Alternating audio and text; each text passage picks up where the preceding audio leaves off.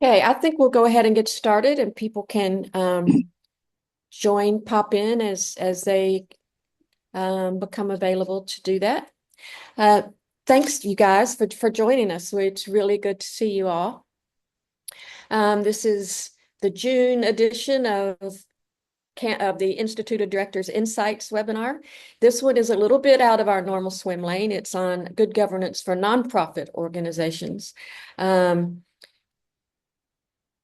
Essentially, it's the basics of good governance for nonprofit organization. It's a topic that's really essential for every organization, regardless of your size or sector.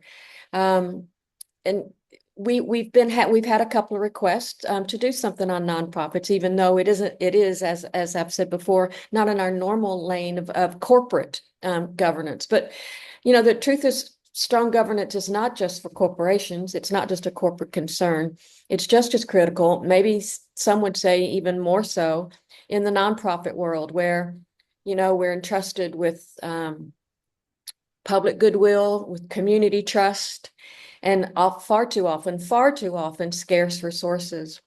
So governance in nonprofits isn't just about red tape. Well, shouldn't be about red tape for its own sake in any case, but it's about clarity, accountability, ethical leadership, and just making sure that the mission stays on track, that the mission stays front and center. So we're especially fortunate and grateful today to have Dave Thomas, who brings an extraordinary depth of experience in governance, risk management, and leadership across both financial and nonprofit sectors throughout the Asia Pacific region.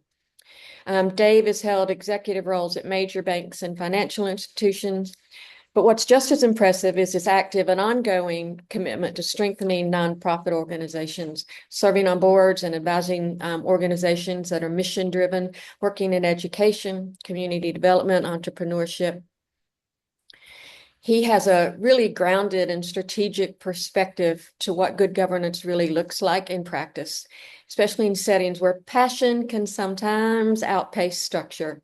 So it's always a bit of a balancing act, and he's going to address some of that with us today. So having said that, I'll turn you over to the main act here, and let's welcome Mr. Dave Thomas as he helps us explore the fundamentals of good governance in the nonprofit space and why actually getting it right really does matter. Dave? Great. Thanks, Jenny. Just want to make sure you can hear me okay. Volume's okay. I I can. And let me say here that folks, if you have questions, pop them into the chat, or at the end, Dave will take your questions. And if you need to drop off for some reason, we will, in a short period of time, have this posted on our YouTube channel where you can access it as well. Sorry about that. Go ahead, Dave. Yeah, thanks, Jenny. First of all, thank you for joining and allowing me to share today. The objective is really to provide all of you some frameworks and good governance for nonprofits. But my specific aim is to provide my own personal insights for these various experiences that I've had over the years. So just as a starting point, as Jenny mentioned, I've been in the Asia Pacific region 32 years, always working in for-profit organizations. So I've served on two boards, fourth largest bank in Indonesia for many years, and one of the top 10 banks in Taiwan. I also reported to boards for over 10 years as a group chief risk officer for various banks. But more importantly, I've also served on boards of three nonprofits. And let me just provide you a little perspective of that. So the first one was an organization called Dignity for Children in Malaysia, which is an organization that looks to address poverty for marginalized youth. And in Malaysia, these are mostly stateless refugees who Malaysia houses. They do this through education. They start with Montessori and go all the way up to high standard British standards for 2,300 students on a single campus. They also operate social enterprises, fully recognizing not all students are ready for or capable of handling the rigors of an international program. So they run restaurants, bakeries, hair salons, wellness, as well as a farm academy for agricultural outcomes. Second organization I was on the board of was Gala Kalinga in the Philippines, which is a very sizable organization. What looks to end poverty by restoring dignity and building communities. So they're basically taking people who have no housing. As you know, if you've been to the Philippines, a lot of people live in shanty towns, under bridges, et cetera, and moving them into communities. They've created 2,300 what they call GK communities. If you're ever in the Philippines, you can't miss these communities. They're always painted bright pink, blue, yellow across the entire Philippines. Building the houses is the easy part. What they do more effectively is capacity build, the soft skills. If you've never had housing before, never been part of a community, you're basically trying to feed yourself at best daily. Moving into a house and being part of a community is not natural instinct. So they spend a lot of time on education of how to get a job, teen education, empowerment, livelihood, health, et cetera. The last, which is very different, International School of Kuala Lumpur. You may say, hey, look, this is a rich man's school, right? Very similar to ISPP. However, some of these schools are nonprofit, and ISKL is a nonprofit organization, as is ISPP. So the mission is very specific. Revenues are all reinvested into education, and the board is elected by the parents. So you may say, hey, look, this guy didn't grow up in a nonprofit world. He doesn't fully relate. I guess my perspective today is I'm going to bring a perspective of for-profit working in a nonprofit world. I think this conversation is relevant for board of directors, executive directors or management, and anyone interested in the topic. So let's move on.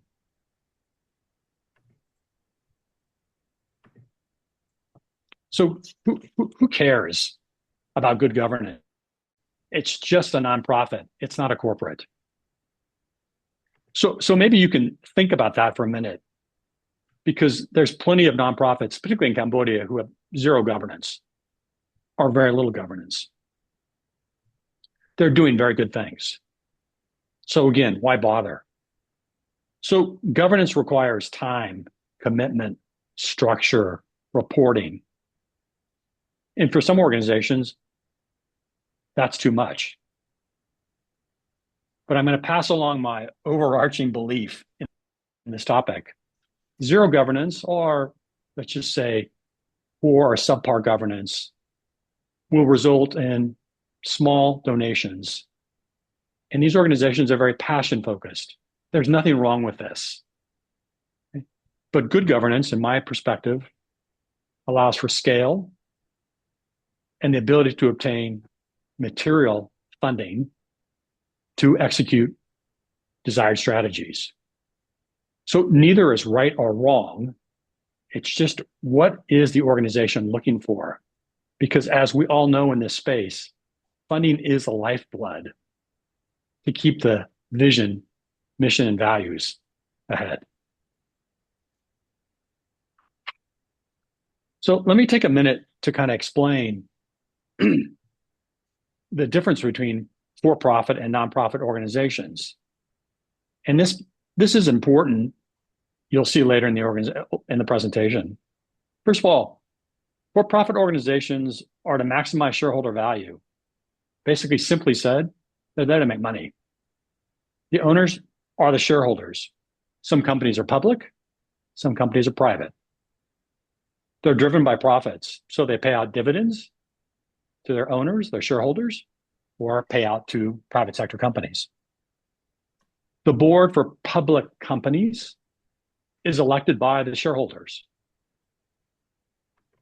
And you're looking for financial return. You're looking for a dividend. The metrics they would use is return on equity, earnings per share. For a nonprofit, they're trying to achieve a social mission. There is no ownership per se. They're mission driven. Revenues are from donations, grants, fees, etc.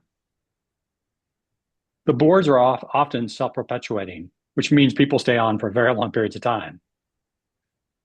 Reporting, its impact and financial accountability. The metrics is mission outcomes, cost effectiveness. So let me dig into this topic a little bit more just to make sure I bring home the point. A public company would be listed on a stock exchange in Thailand, Vietnam, China, etc. Potentially Cambodia, although there's not that many. And you, as an investor, would buy a share of that company. You have a financial interest and ownership in the company. Good governance is expected when you buy into a company. And those companies that have poor governance, it reflects in their share price. Because people recognize that poor governance will not result in profits. Additionally, for-profit companies are required by regulation to have a board and to have a number of independent directors. Regulatory oversight can be quite significant. In Asia, there's many family-controlled businesses. That is, the family owns most of the shares of a public company. So lack of transparency creates conflicts of interest. So the role of the independent director is quite important. Let's flip that over to a nonprofit. Very, very different. In the case of nonprofits, in my personal experience, many board members have never been on a board before. That can be very challenging because our reference points are somewhat limited. Many of the board members are friends. They grew up in the organization. They have a passion for the mission. This is very positive, but can also create challenges. The regulatory oversight can be a bit hit and miss, really depending on the jurisdiction. If you know, in Cambodia, the regulations are quite gray, very hard to define.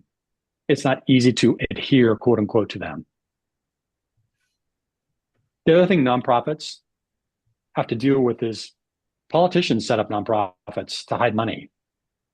Scammers set up nonprofits to hide money, right? So if you're looking to raise money, governance, accountability, transparency becomes quite important.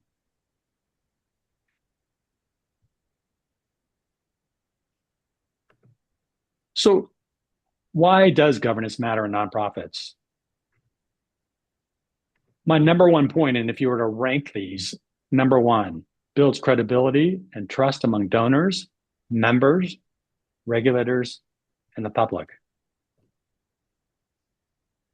And let me give you an example. I was on a nonprofit board. I won't name the name just because of the sensitivity of the issue, where the leader was an incredibly dynamic person, big personality, fantastic at fundraising. He was, as they say, bigger than life. When he walked in a room, you notice this guy. That's good. Everything that you'd want in a nonprofit, right? Someone who's got vision, someone who's dynamic, can fundraise. And fantastic. So the outcome, the impact and the outcomes were very scalable. This is not a small organization and truly amazing. Only one problem. He had been having affairs with students. It put the entire organization and mission into crisis. So if left unchecked, that is poor governance, you'd ask the question, where were the controls? Where was the board? Is someone above governance just because they're a good fundraiser, because they have a good personality, because their outcomes in the past have been stellar? Can you stand above the governance? And the answer is no. So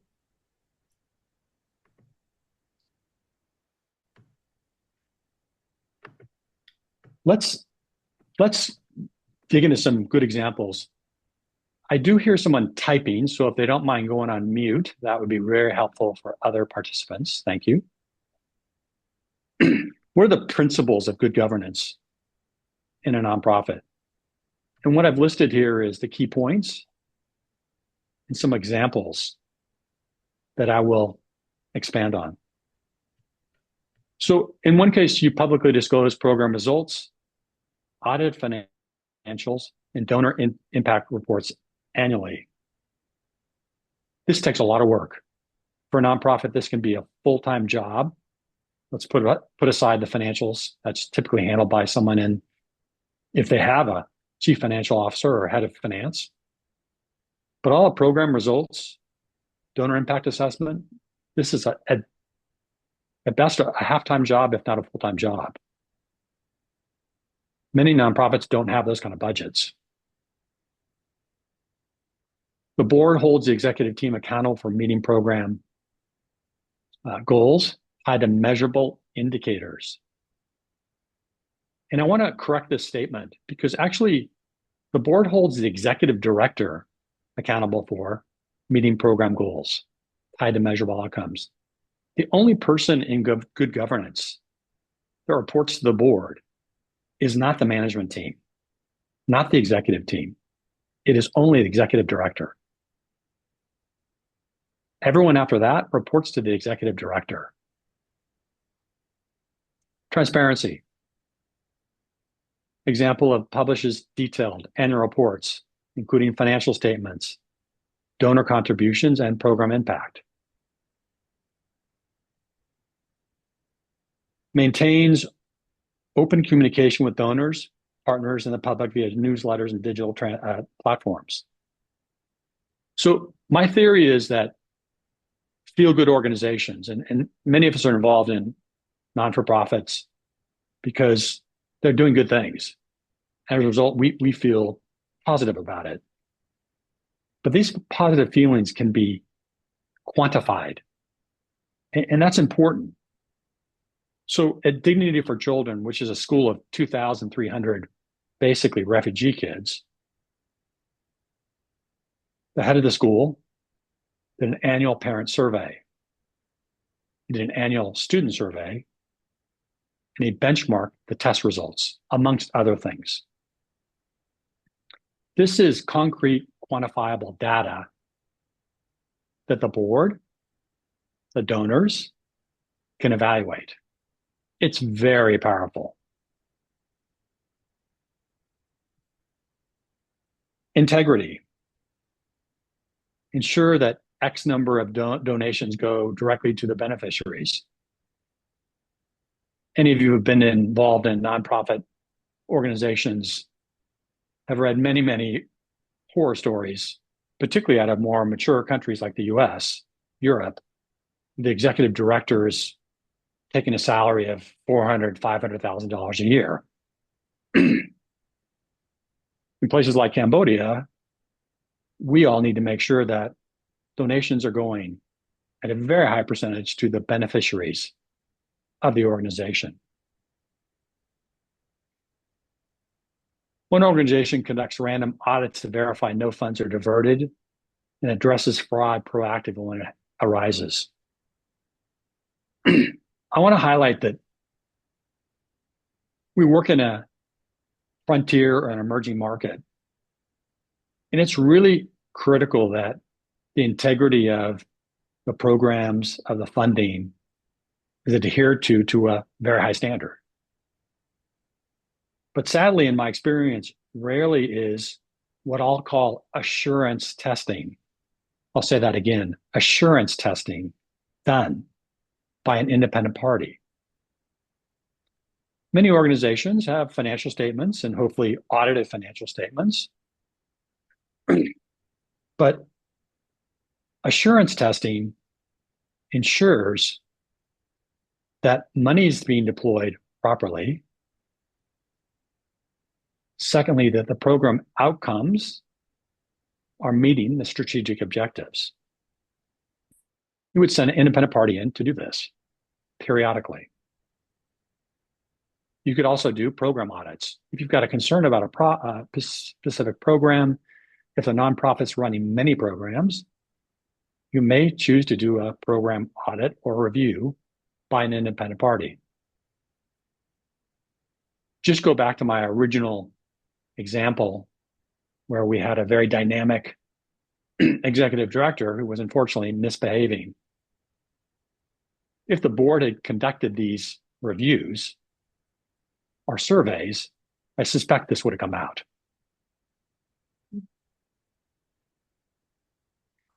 Continuing on this topic, strategic leadership. So the board and management must engage in long-term strategic planning every 2 to 3 years. Some organizations do it every year to just refresh their strategy. Obviously, you don't want to be changing your strategy every year, but worthwhile to discuss it. So if nonprofit board members are typically have no board experience, sitting through a very detailed strategy session can be quite eye-opening. And it's a responsibility of other board members and the executive director to bring them along. In my very first board meeting, I'll talk about it a little bit later, of a nonprofit, I have to admit, I was totally lost. Mission, vision, value, okay. But alignment between the board and the executive director on strategy is critical. Because the board is ultimately responsible for resource mobilization. That's typically done through the budget.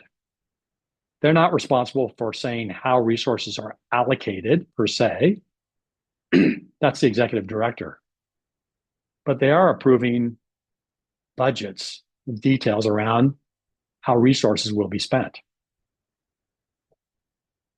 Stakeholder engagement. So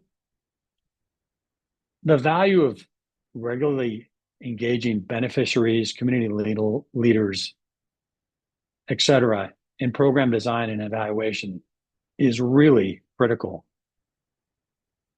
It's particularly important if you have a long-serving executive director or management team. Sometimes the original mission was 10 years ago. The economy's changed, things have evolved, right? It's worthwhile to continually get third-party feedback to make sure the strategy is relevant.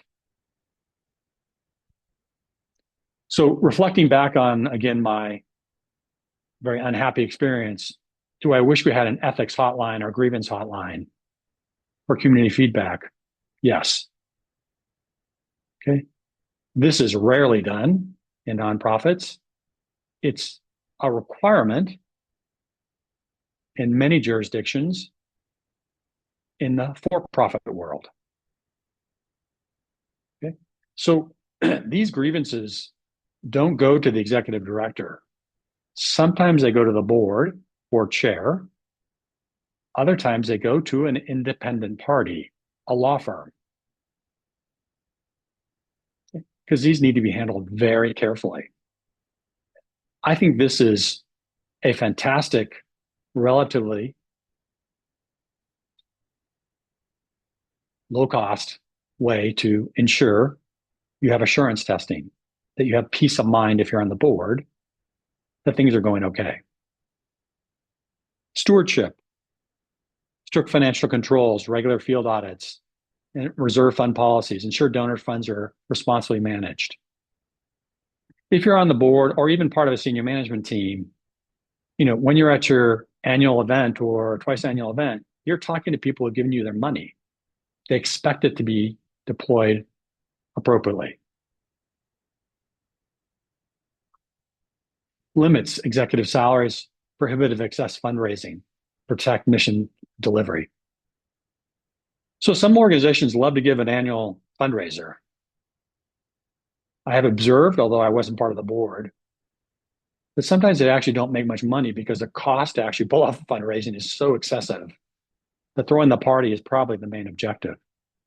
If that's the objective, throw a party, fair enough. If it was to raise money, it's often a wasted effort, particularly of management time. So more importantly, though, the board approves the annual budget. They can dictate what is in their appetite in terms of spending. it does require a detailed review of the budget. So let's say you're not a numbers person. I look at these spreadsheets, Dave, I don't really understand them. Fair point. You may have legal expertise. You may have other expertise. Seek counsel from the person on the board or outside party who does have financial expertise, because once you approve the budget, you are giving the mandate to management to execute it. If that budget includes a $500,000 budget for a fundraiser, you've approved it. If it allows the senior executive to have a car and driver and a salary of $200,000, you approved it. So I'm often asked, can we take some of these but not use all of them? Like a puzzle, my mind is, you can't complete the puzzle without all these pieces. So said more specifically, you need to do all of this in order to have good governance, not exceptional governance, not incredible best-in-class governance, just good governance at a nonprofit. So can you pick and choose to fit your organization? Of course you can, that's your call, but you won't have effective governance. If you're starting from scratch, you don't have any of this, then of course you can start with 2 or 3 critical points to start and over time build capacity for the rest. It takes time. It's not something you do overnight. To me, good governance reporting. So you get financial statements, that's disclosed, that's a given, and those are published. If they're not, that's a red flag. But one of the struggles I've had as I've joined various nonprofit boards is really understanding impact. So Room to Read is a pretty exceptional organization in my mind. The founder is an ex-Microsoft executive. So he's bringing a private sector mindset into a nonprofit. He's been very successful at fundraising and scaling this organization to significant scale. So in their annual report, you'll see numbers, and I'm just giving you examples. 83,000 new girls educated, 3 million books, 227 teachers trained, annual downloadable audited financial statements, including overhead expenses. Interesting that they highlight this. So their board is clearly very sensitive around the overhead expenses. 3,000, how do you monitor and evaluate impact? 3,500 site level data with literacy assessments versus control groups. Those are some technical terms that basically are saying we're going to make sure that we have the outcomes that our strategy has. Other examples, which I've not documented, they're definitely available on the internet, would be, for example, reintegrated X number of children into formal education, passed 2 child protection policies in Cambodia. Others would be number of people served, outcomes achieved, literacy, water access, cost per outcome, $25 per student per school uniform. Important. Before and after comparisons, geographical distribution. For something like water, sanitation, number of water systems built, improved water access for X number of people. 70% of households or X percentage of households adopted new hand washing practices. So you can go quite far downstream to reap the benefits. So this is impact. This is outcome. This efficiency of use of resources. I'll say it again just one more time, is that this to me is strategy translated to outcomes. And this is a great example where you can meet the requirements of the public sector or big private sector investors. You're speaking their language when you give them these results. This is what they need to be able to contribute to your organization in a meaningful way. This is also what a board should be asking for.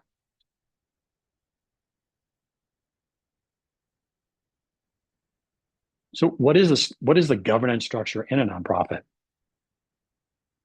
Let me just start by stating that the board of directors, the trustees, have a fiduciary responsibility as a board member. Now, what exactly does that mean? Well, legally and ethically, you're obligated to act in the best interest of the organization. You can be sued in some jurisdictions if that's not the case. This is difficult though, right? Because in this space, nonprofits, board members are not paid. In for-profit, board members are paid quite handsomely. Secondly, as I mentioned before, many board members on nonprofits have never been on a board before. So the concept of fiduciary responsibility, probably they understand the concept, they may not understand the consequences. So a board of directors is the first start of a good governance structure. They set strategic direction, define mission, vision, and strategic goals, and approve budgets. They provide oversight and ensure legal and ethical integrity. Please note, I use the word oversight, and I'll talk about that a little bit later. They track organizational results and evaluate program impact. They establish organizational policies. What would those policies be? Conflicts of interest, for sure. So a conflict of interest statement is very important. A whistleblower policy, as I mentioned earlier, is very powerful. A gift policy is very, very important. So can your executive director accept a cash gift from a donor for his own use? Yes or no? The executive director, or the CEO, manages the day-to-day operations. Excuse me. He implements the board's approved strategic plans, policies, and financial plan. He oversees staff and programs. Again, in good governance, the only person who reports to the board is the executive director. I'd also say that the executive director has the thankless job of continuously educating the board, because boards can turn over. So they need to make sure that the board doesn't drift away from them. So when we look at making sure that we have quantifiable outcomes, we need to make sure that we have the right organization in place as well. Standing committees. So these are at the board level. You'd have a finance committee. You'd have a governance committee. This would be around board development. You'd have fundraising, a development committee. If you're on the board of a nonprofit, the expectation is you do help raise money. And a programs committee. That's program oversight. So I actually have a confession to make. So when I joined my first board, I had never been on a board before. It was at ISKL, the International School of Kuala Lumpur, which is a nonprofit. When I gave my speech to the parents, who are de facto the owners of the school, I said, oh, I'm new in Kuala Lumpur. I have 4 sons in the school. I'm a great guy. I'm a banker. My 4 sons play rugby and baseball, so they'll help the school. My wife will join the PTA, and it's all going to be great. For whatever reason, I was elected. But if you look at my presentation today, I didn't really hit any of the key points around being a good board member. Well, interesting enough, after I was miraculously elected, we headed into a 2-day board workshop. So we drilled through all the policy frameworks that the board owned. Secondly, we went through in detail the strategy and decided if there was any updates or refresh required. And we had a trainer come in or facilitator come in and talk about the role of the board versus the executive director. It was excellent. So keep in mind, nonprofit boards who have high-performing boards often have high-powered people on them.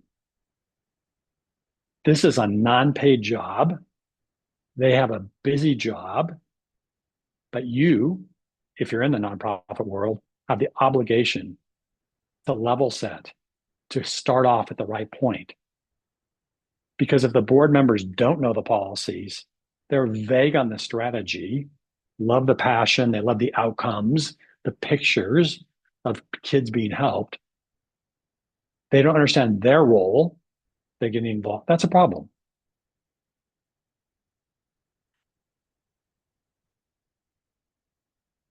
So let's dig in deeper. The roles and responsibilities of the board.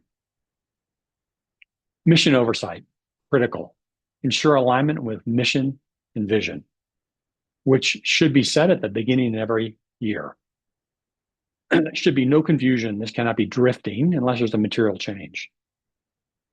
My advice and what I've seen in best practices in 2 organizations I've been in is that mission, vision, values, whatever it may be, is at the top of the agenda. It's written at the top of the agenda for the board meetings. Because I bet for those of you in nonprofits, if you ask your board members, hey, can you tell us about our state, our mission, vision, and values? They'll be help kids, supply water to the poor. They're not clear. They're busy people. They have jobs, right? So good, no problem. Every board meeting, big red letters, put it at the top of the agenda. Strategic planning, approve long-term goals and monitor progress.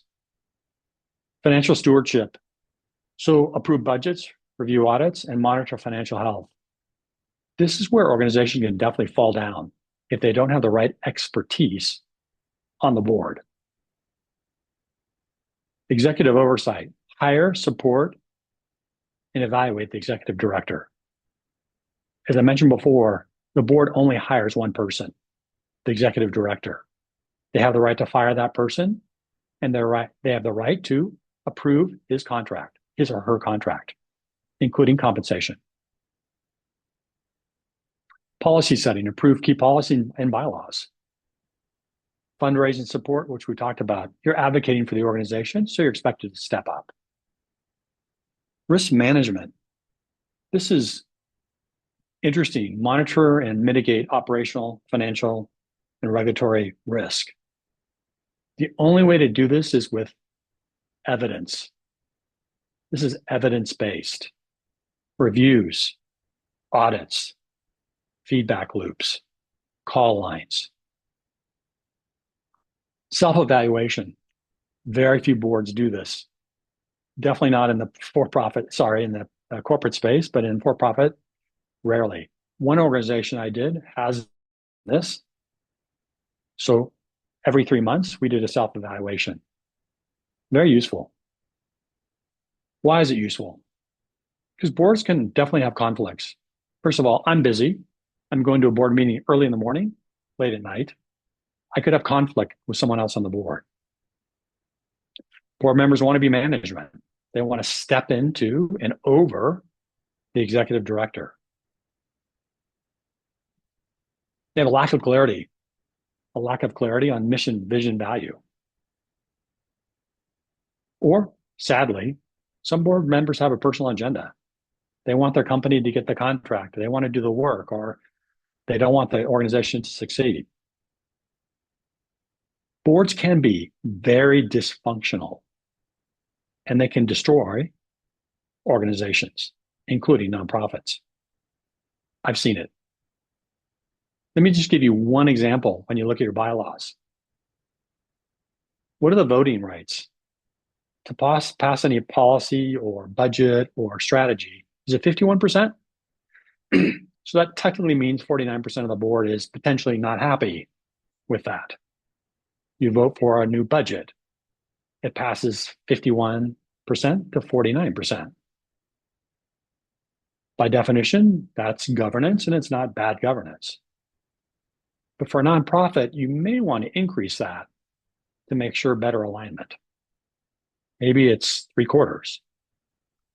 It's all in your bylaws, but it's important because passing resolutions, budgets, strategy, compensation on a 59% vote can cause a lot of conflict.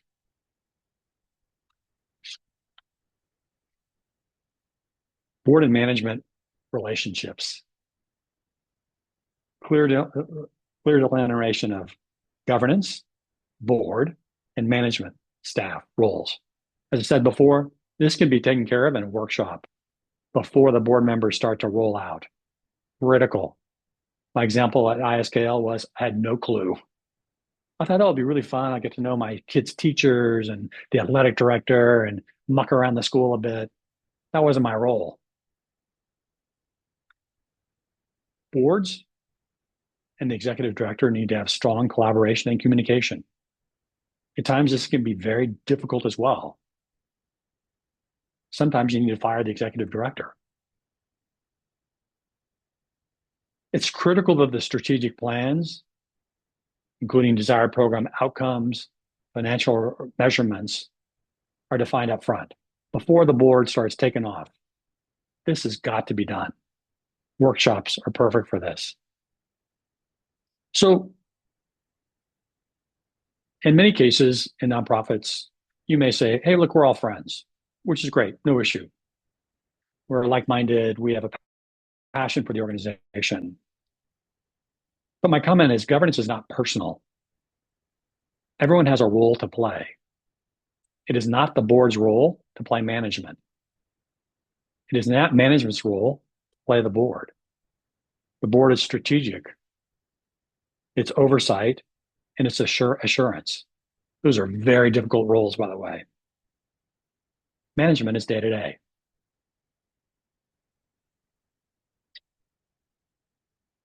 Board composition. Recruit members with diverse skills, experience, and perspectives. Outsiders, basically. Most nonprofit boards, or many, grew up with friends and family. They have the same passion, and there's nothing wrong with that. But it is a good idea to bring on fresh perspectives. Orientation and training, which I've talked about a lot, but particularly around the role of a board versus management. Again, I think 95% of people joining boards will not understand this. Term limits, interesting. Corporate world has term limits. You need to rotate the board members to bring fresh perspective. At Dignity for Children, this is a very difficult conversation. We had a board of a lot of very passionate board members who've been there 10, 15 years. They were great people. But the board definitely needed to be refreshed. And it was the board and the board chair's responsibility to bring in term limits. Actually, the people who've been on the board a long time fully understood it was time to bring in fresh perspectives, independent perspectives. And actually, I was one of those outside board members to come in. Clear policies. So after my ISKL experience, there's due diligence I do before I even associate with non-for-profits or corporates as well. But let's talk about non-for-profits. I look at the bylaws, policies like conflicts of interest, whistleblower, ethics policies, before I agree to join a board or get involved in a deep way. I have many people my age starting to retire. They're ex-attorneys, they're ex-bankers, et cetera, corporate world. And they have very good intentions. I ran into a group of them in Singapore about 3 weeks ago. And almost all of them said, hey, before I join, dig into this organization in Philippines and in Indonesia, et cetera. I want to look at the bylaws. I want to look at the policies. I want to look at the compensation. I want to look at the financials. That's all very fair. Because the minute you're on the board, you're on. Of course, you can drop out, but you don't want to be dysfunctional.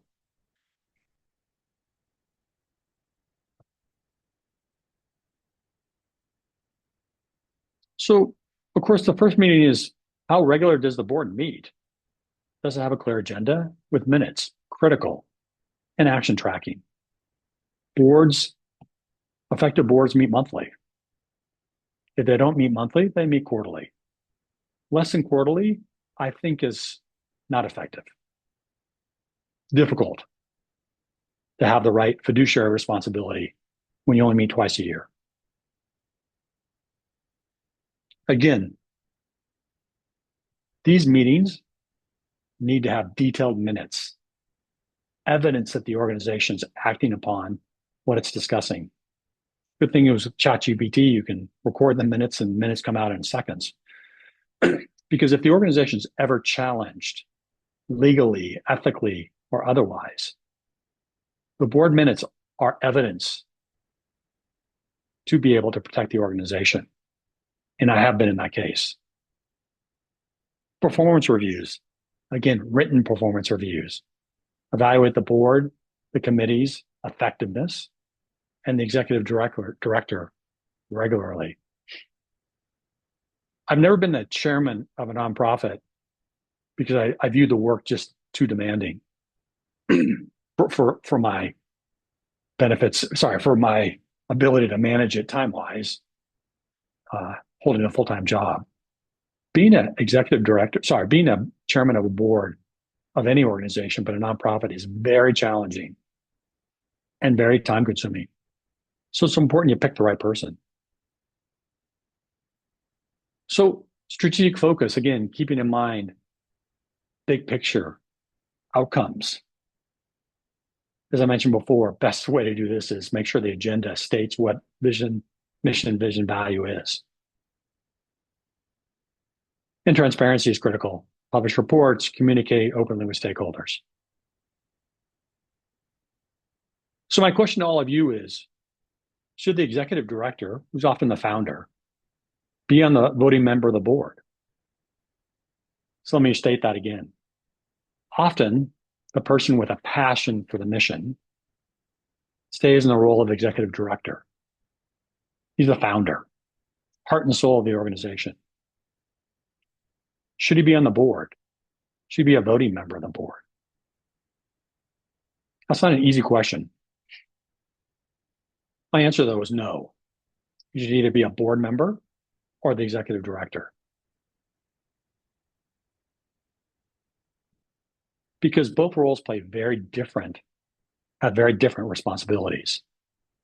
And I don't know if you're responsible for implementing the day-to-day, how you step into a board role.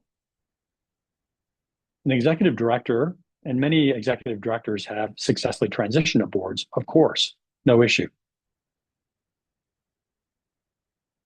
But toggling between both, or being a member of both, and voting at the board level, if there was ever a question raised by a third party, this would definitely be a conflict of interest.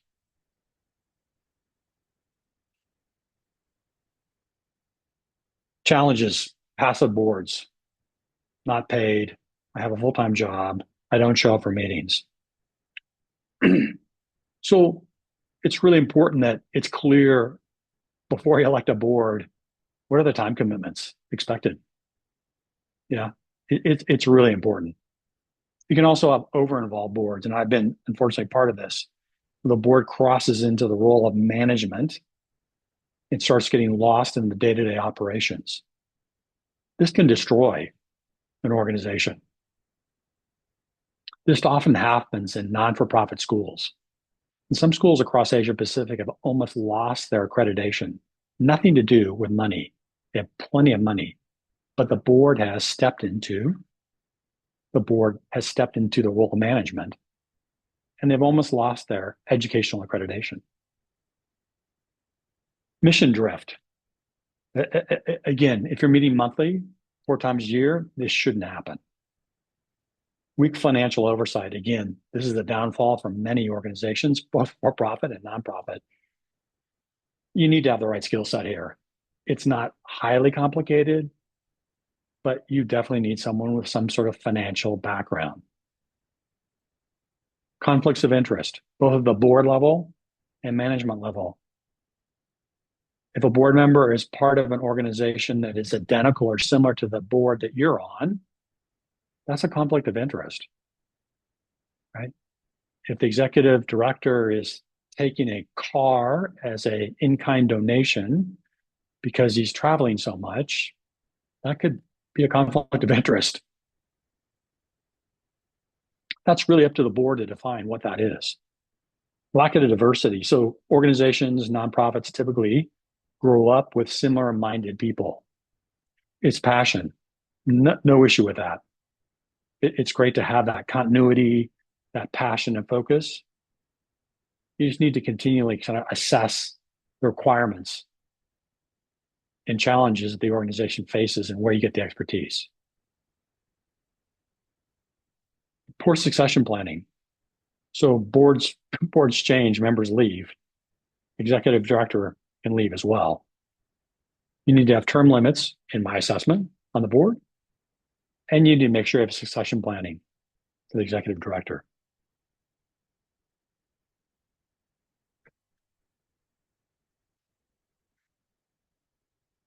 So let's get all this right. Let's really set the stage here correctly. So where do you begin? How do you strengthen your organization if you're on a board, if you're involved in an organization, or even a volunteer? You need to do a gap analysis, assess your current governance. Do you have a board? What's the role of the board? What committees do they have? Is the role of management clear? Or is that bleeding between management and the board? Everyone helps everyone out. Whatever that is, in terms of governance, policies, budgets, it needs to be clearly documented. As I said before, make sure there's a strategic alignment between the board and management. If this doesn't happen very well, you can waste a lot of time, both in management and at the board level.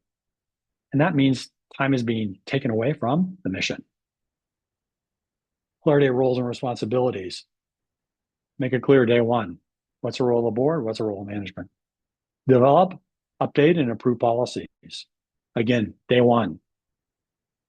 The board approves all these. Management has no ability to operate without these board-approved documents. And if they are, they're not in adherence to what the board has mandated. But staff should also be updated. What is our conflict of interest statement? Or policy, excuse me. Invest in training. We have training today. That's great that you're attending. But do you get a report on the number of hours of training on child safety, et cetera, et cetera? It's useful. Board culture. Like I said, a harmonious board, a partially harmonious board is very powerful. A dysfunctional board can be destructive. So how do you get that teamwork, that purpose and focus on day one? Important. And the way to do that, again, in my mind, is a workshop, talk it out, and make sure that you thrash out mission, vision, values day one, policies, roles and responsibilities. Engage stakeholders. Feedback loops at the management level are very useful. But at the board level, for example, and every board I've been in, every quarter or every month, we'd actually ask the head of programs, for example, to come in and just give us an update. So while that person doesn't report to us, he reports to the executive director. It's just good to understand what the quality of the people are in the organization, how detailed they are, what are the results we're seeing. We're hearing it from a different perspective. It's very fair for a board to ask to meet people in the organization. Plan for the future.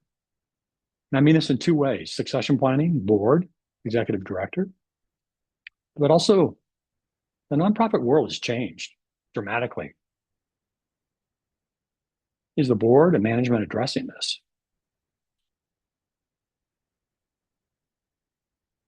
So in conclusion, I've attempted to provide my perspectives as a board member in a nonprofit, but really coming from an angle of a donor and someone who worked in their corporate world their entire life. I don't think these two worlds are separate. I think they can coexist quite peacefully. And I appreciate in today's environment and what we see, particularly out of the United States, is very unsettling. So my argument is all the more reason to garner resources from the private sector to facilitate your nonprofit. As I said at the beginning of my speech, in order to do that, a critical component is good governance. Thank you for your time. I'm very happy to take questions at this stage. Dave, there is a question in the chat that says, on standing committees, if any are there any regulations or laws that basically say what standing committees you have to establish in Cambodia? Do you know that? I don't know that off the top of my head. Others on the call may. I'm not on a nonprofit board, so I don't know. But it's easy to look. It's easy to look up. Sure. Any other questions from? Let's see. Hang on. Okay. Several people are saying thank you. Any other questions? I found that really super interesting. I was taking notes myself, even though I know this is going to be available for me to watch again on our YouTube channel and for everyone. It was really helpful, Dave, and Thank you. I appreciate your time, your insights, especially looking at it both from, your perch in high level for-profit places, looking at nonprofits, and then your alternate perch within the nonprofit. So it's I kind of like the way you mesh it all, and I think really, really valuable. I want to tell everybody here too that if you have ideas, topics that you would like to hear more about as it relates to good governance, good corporate governance, or nonprofit governance, let me know. We have these webinars, it's free, they're bite-sized every month, except maybe July. So we have great opportunities to cover a wide range of topics on all levels of governance issues. Just let me know, and we'll see what we can come up with. Our next topic, which will be in August, near the end of August, we're going to look at governance responsibilities when it comes to the use of AI. In other words, what are your responsibilities as a senior leader or board member about your organization's use of AI, both in terms of tracking your customers, your clients, and in terms of, what are your employees doing with AI in your name? This is going to be from a man who lives and breathes the topic as a UN ambassador for digital security. He'll be joining us from New Zealand. And for anybody willing and ready to go deeper on topics of good governance, we also offer half-day workshops for more hands-on exploration of some of these issues. And of course, our certified director's course, which is our flagship offering, which is a comprehensive, very in-depth program designed to elevate your board leadership and your ability to get onto a board. But this is a very intense study program of about 8 months. We'll be starting the second cohort in October of this year. So that is that for my pitch for that. But Dave, thank you again, and thank all of you for joining us. Any questions, always contact us. Any ideas, always contact us. We're all in this together. Thank you. Thanks, Dave. Thank you. Thank you.